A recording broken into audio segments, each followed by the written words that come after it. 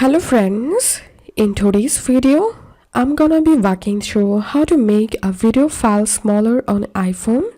First of all, open a browser and type here video size reducer and open this first website. Tap on choose files and select the video. Tap on add to the top right corner. Tap on output to change your video format. Tap on compress now. Once it's compressed, as you can see, the video size has been saved 40%. Now tap on download.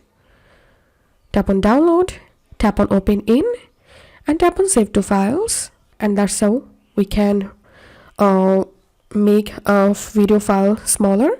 If this video helped you, give a thumbs up and please consider subscribe to 5-minute solution. Thank you for watching.